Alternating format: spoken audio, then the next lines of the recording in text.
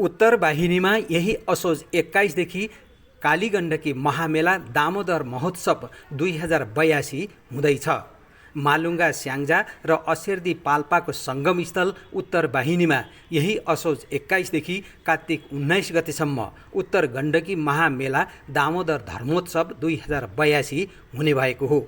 महामेलाको तयारीको काम अन्तिम चरणमा पुगेको महोत्सव मूल आयोजक समितिका संयोजक चैतन्य कृष्णले जानकारी दिनुभएको छ। मङ्गलबारदेखि सुरु हुने कालीगण्डकी महामेलाको सन्दर्भमा आयोजक समिति संयोजक चैतन्य कृष्णले सम्पूर्ण तयारी पूरा हुने चरणमा रहेको जानकारी दिनुभएको हो।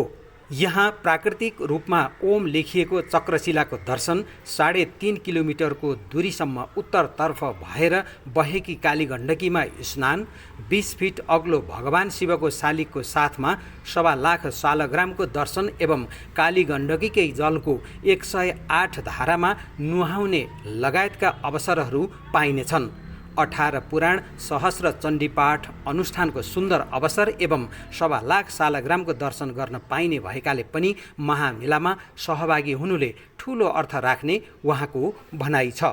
यो महामेला सबैको साझा पुण्यको कार्यक्रम भएकाले देश विदेशबाट समेत धेरैजनाको उपस्थिति रहनेमा विश्वास गरिएको छ।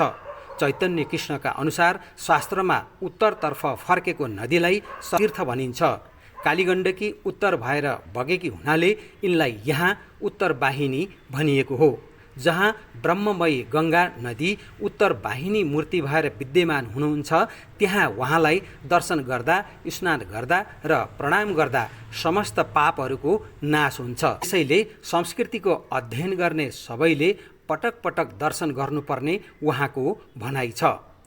उत्तर वाहिनी क्षेत्रको धार्मिक विकासको दीर्घकालीन सोचसहित आयोजना गरिएको महामेलामा उपस्थित भई नेपाल र भारतका विश्वविख्यात सन्त एवं गुरुहरूद्वारा आशीर्वचन सहितको आध्यात्मिक लाभ लिने अवसरलाई भरपूर उपयोग गर्न सम्पूर्ण महानुभावहरूलाई उहाँको आग्रह छ। यस्तो अवसर फेरि नपाइन पनि सक्छ। त्यसैले महामेलामा सहभागी भएर आफ्नो जीवनलाई रसमय, क्लेशरहित र दिव्य आनन्दमय बनाई अपूर्व लाभ लिन उहाँको अनुरोध छ। गण्डकी समाचारको लागि गोपाल जेटी, वालिङ, स्याङ्जा।